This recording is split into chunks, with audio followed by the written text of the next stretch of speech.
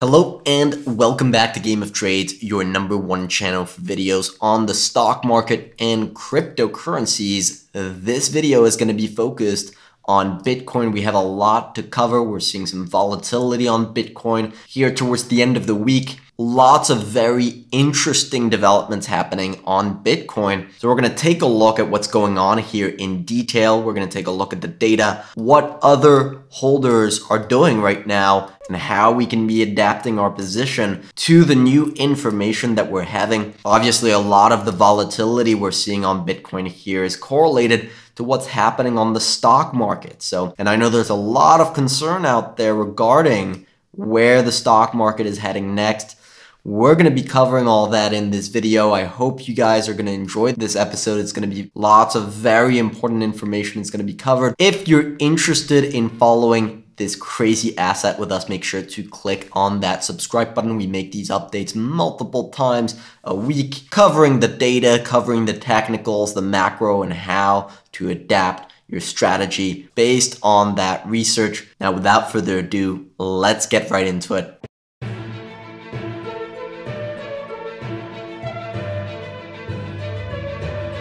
All right, so let's do a quick recap of what was said in the last episode. We focused the last episode that was on February 11th on the smart money that was exiting. So we took a look at OnChain Data, and it told us that a lot of long-term holders, so people who had been holding their Bitcoin between 1 to 7 years, had been selling on that rally. And that's something you can expect from Bitcoin, right? When you have a 30% rally, that was even a 35% rally, you can expect some profit taken to happen and a consolidation to occur, right? The market, and that includes Bitcoin, doesn't go in a straight line. You have what you call trends, where you have strong moves up, counter corrections, and then the trend resumes, and that's how price behaves. It doesn't go up in a straight line. And so we discussed that exact phenomenon in that episode. We had Bitcoin trading at around 46K. We'd already seen quite a big run, and smart money was taking some profit, and that was likely to trigger some type of a correction. That's exactly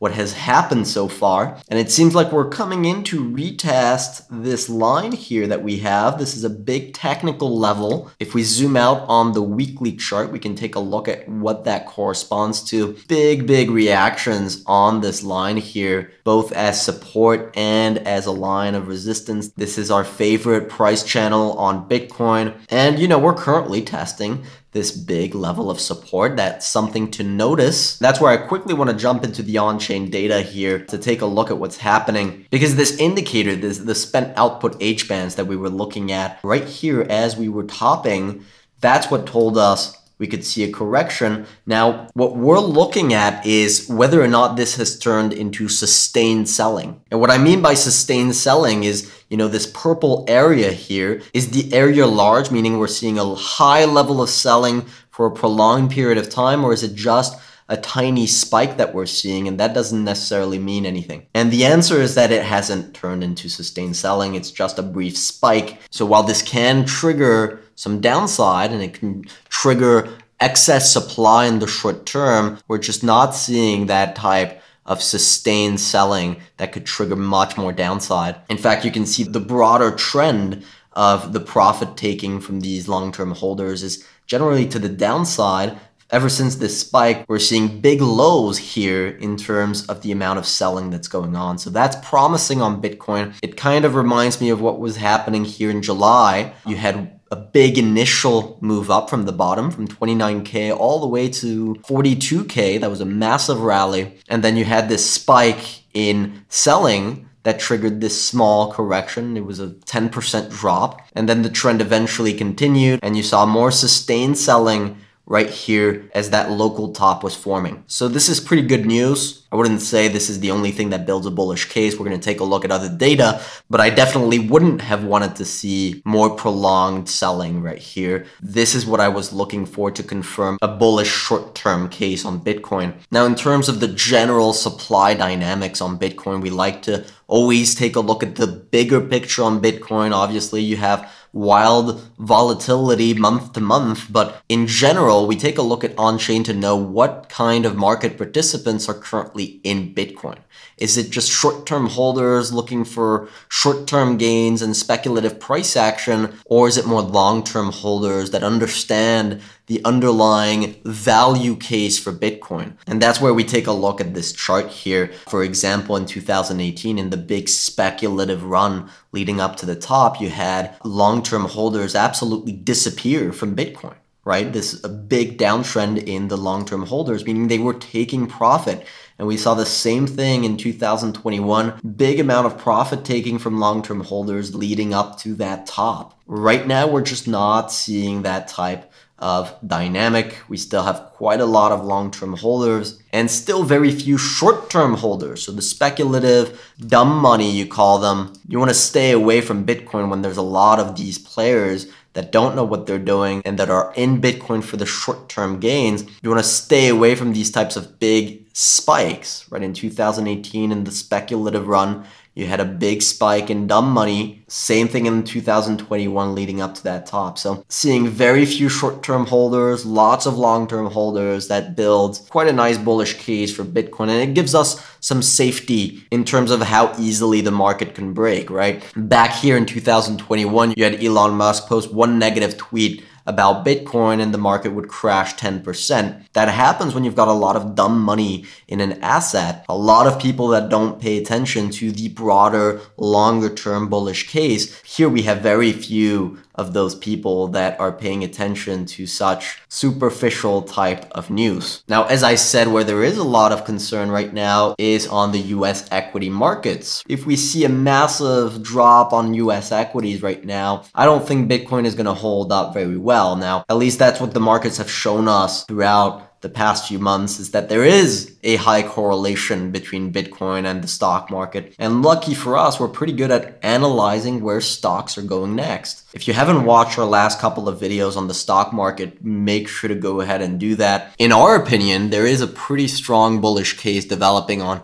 US equities right now. I don't think we're going to be undercutting this low anytime soon. There's just too much fear in the market right now, too much concern over a hawkish Fed. I think we've reached the peak of that narrative right now.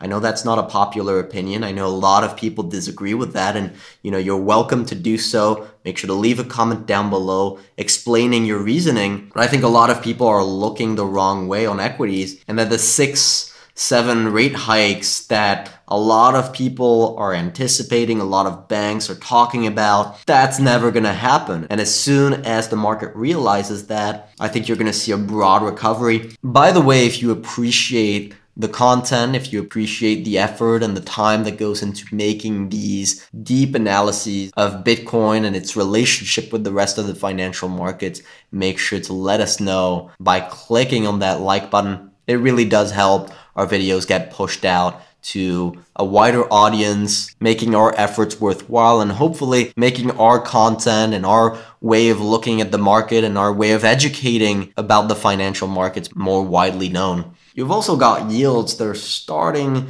to turn around here. Rising yields have been a large part of what brought the market down, and now we hit our resistance target. I think we're going to see some type of consolidation on yields right now, and that should give a lot of breathing room to the stock market to recover. Now, if we're wrong about that and we see the stock market tank, well, you're going to see Bitcoin tank with it, right? And none of this analysis is 100%. Do your own research, and you have to be aware that you're going to get hurt if you're positioned risk on when there's a risk off move, right? We're positioned risk on, I'll be honest, right? You come here for us to tell you exactly what we're doing in our strategy and our research. We're currently positioned risk on, and we know exactly what the price to pay is if we see a broader risk off move. Now, of course, we go through these developments every week, analyze the different investment opportunities, whether that's cryptocurrencies, global markets, commodities, precious metals, right? For example, we recently just posted a precious metals video on gold, taking a look at the longer term case for gold. And we've had some pretty big developments happen on gold's chart recently, quite a few different standpoints. So what does this mean for gold, and what does it mean for the rest of the financial markets? Those are big questions that we have and that we're trying to answer for our members. Now, of course, the website is still work in progress, but we're getting tons of great feedback from the members, lots of ideas to build the service and improve our features. But right now, our primary objective is putting out quality research, quality convictions, and actually putting out clear scenarios for you guys and giving our highest conviction scenarios. For example, this was our short-term outlook in our latest Bitcoin article. And we talked about the fact that our preferred scenario right now is a head and shoulder pattern, an inverse head and shoulder pattern, where we retest the 40 to 39K support level and bounce to break out as we see equities recover as well. If we press the play button to see how this is so far playing out on our interactive charts, you can see so far we've had the correction. You know, I never like giving high convictions on short-term trends or on short-term moves. We had a pretty violent bearish candle here. So, you know, we're keeping an open mind, but this pattern is pretty compelling right now, especially considering the broader bullish case we have on Bitcoin. I think if Bitcoin is able to bottom here with equities bottoming, which I think is going to happen, and we see a powerful rally through 47K, that sets up Bitcoin for a much larger move up, potentially back up to the all-time highs. And on that next big rally, I think that's where we're going to have to look to really book some profits on Bitcoin if we see the macro environment really start to shift. Obviously, those are moving parts right now, but we're paying attention very carefully. Now, that's about all I wanted to cover in this episode. I hope you guys enjoyed. If you did, make sure to click on that like button and smash the subscribe button. Now, in the meantime, I wish you good luck on your trading and see you next time.